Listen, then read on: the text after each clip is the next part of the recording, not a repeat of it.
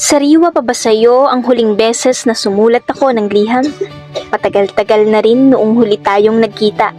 Kaya naman hayaan mong dalhin kita sa isang paglalakbay dito sa Taal, Batangas, na hindi lang bilang isang turista, kundi bilang isang babaeng natutong maglakad ng mag-isa. Delikado, mapanganib, mapangahas. Ganyan daw ang landas para sa nag-iisa. Pero nung pumasok ako sa unang pinto ng aking paglalakbay ay naalala kita. Para akong tumitingin sa mga lumang mata dito sa Galleria Taal. Alam mo ba, ang bawat lente doon ay parang mga mata mo. Noong una mo kong tinitigan na isang mahiwagang silid ng nakaraan na nagawang hulihin ng isang segundo ng buhay ko para iregalo sa kasalukuyan. Sa bawat pagkuha ng litrato ng kamera ng alaala ay nakita ko ang sarili ko na kung saan ay isang dalagang Pilipina na hindi matatakot pa kailanman sa kadiliman. Isang revolusyonaryong pumaroon sa kawalan, dala ang kanyang lakas upang lakbayin ang mapangahas na mundo. Ang nakaraan natin ay buhay na buhay pa rin, na tila nakatitig sa akin habang pinapatunayan ko sa sarili kong wala palang limitasyon ng aking mga yapak. Mula sa sulyap ng mga mata at lente ng nakaraan, ay dinala ako ng aking mga paa sa kung saan binalangkas ang mga lihim na pangarap dito sa museo ni Galicano at Leona Pasible. Dito ko naramdaman ang bigat ng aking mga bagahe. Hindi ng dala kong gamit, kung hindi ang mga bulong ng nakaraan.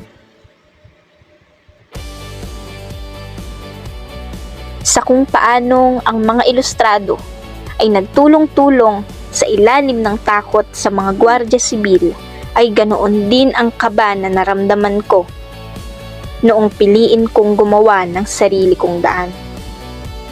Ang museyong ito ay parang puso natin noon na punong-puno ng mga planong revolusyonaryo, ng mga pangarap na binuo sa gitna ng usok at katahimikan.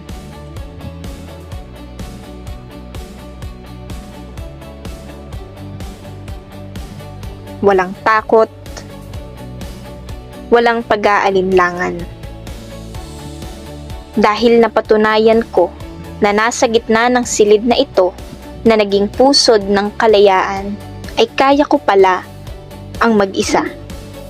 Na ang pag-ibig sa sarili at sa bayan ay nagsisimula sa mga lihim na desisyong maging matapang. Sa pagitan ng mga antigong kasangkapan at mga lumang dokumento, ay nakita ko ang refleksyon ng sarili kong pakikipaglaban.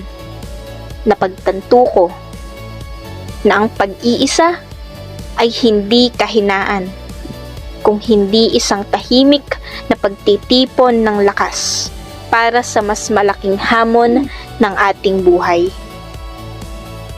Ang bawat sulok ng tahanang ito ay nagpaalala sa akin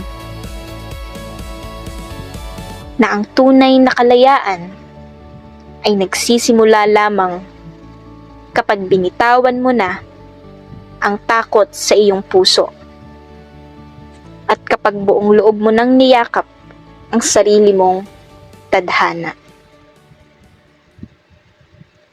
Iwasan kong muling magtagpo, tanging masasabi lang sa'yo, kumusta na?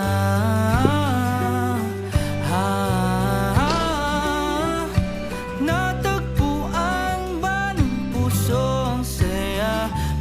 At kung ang mga pangarap ng kalayaan ay binalangkas sa utak at bulong ng mga apasible, dito sa susunod na destinasyon ay binigyan ito ng pisikal na kaanyuan. Pagbabago, pero kung ako ang tatanungin, wala masyado sa nagdaang mga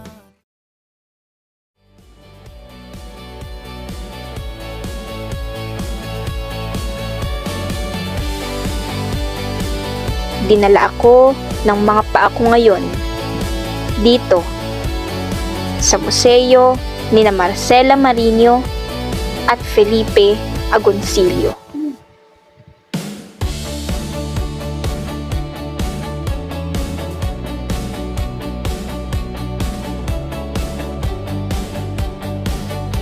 Habang nakatitig sa sining ng pagtatahi ng watawat ay naisip kita.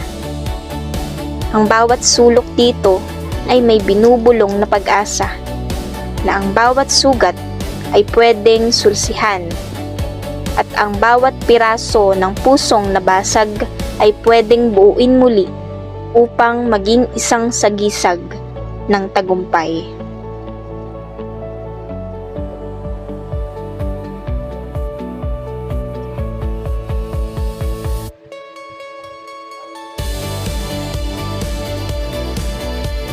Dito ko napagtanto na ang kamay ng isang babae ay hindi lamang para sa marahang pagkapit sa bisig.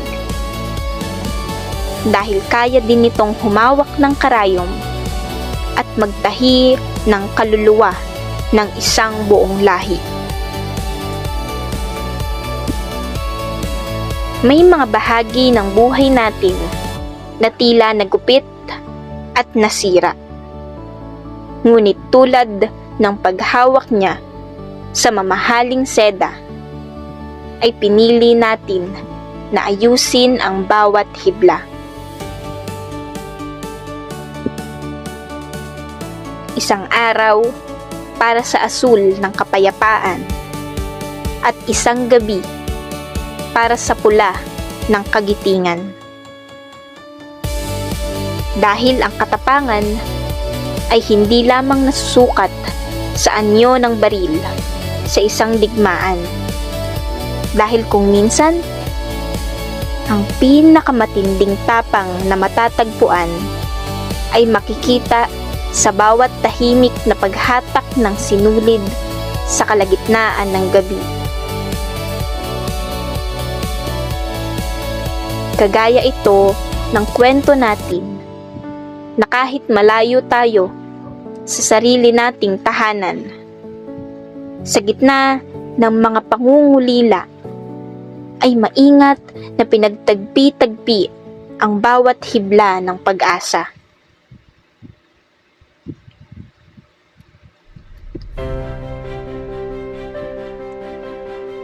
Kaya sa bawat bagong lungsod na tinatahak ko, ay tila naririnig ko ang huni ng karayom na nagbubuo sa bago kong pagkatao.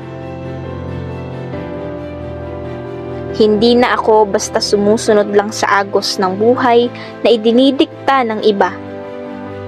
Dahil dito, natutunan ko na kung nais mo ang tunay na paglaya, ikaw mismo ang dapat na magtahi ng sarili mong bandila.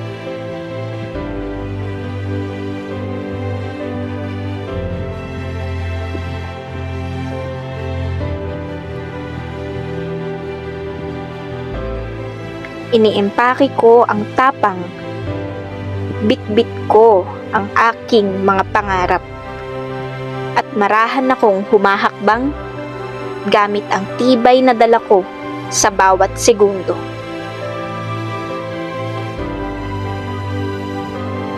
Dahil dito, natutunan ko na ang watawat ay hindi lamang simbolo ng ating bansa. Ito ang nagpaalala sa akin na ang isang babaeng naglalakbay mag-isa ay kayang lumikha ng sarili niyang kaharian. Bitbit ang watawat ng sarili niyang tagumpay. Dito sa dulo ng aking paglalakbay, sinalubong ako ng malamig na hangin sa San Nicolas Baywalk. Napakaganda, napakatahimik. Kung ang mga museo ay ang liham ng nakaraan, ang lawa ng taal na nasa aking harapan ay ang aking kasalukuyan at magiging kinabukasan. Ang lawang ito ang naging saksi sa lahat ng pagluha at pagbangon. Ang hanging humahampas sa aking muka ay ang parehong hanging nagpaalala na ang kasaysayan ng isang babae ay hindi lamang natatapos kapag lumabas siya sa pinto ng nakaraan dahil patuloy itong umaagos. Matapos mong makita ang bawat sulyap, plano at simbolo ng ating kasaysayan, anong kwento naman ang itatala mo at dadalhin sa kasalukuyan? Ikaw, handa ka na ba ulit sa biyaheng pangkasaysayan? Sa bawat paglalakbay natin, may mga kwentong nais nating masambit. Bitbit natin kung saan man tayo dalhin ng tadhana. Dahil ako, natagpuan ko na ang sarili kong daan. Maligayang buwan ng mga pamana.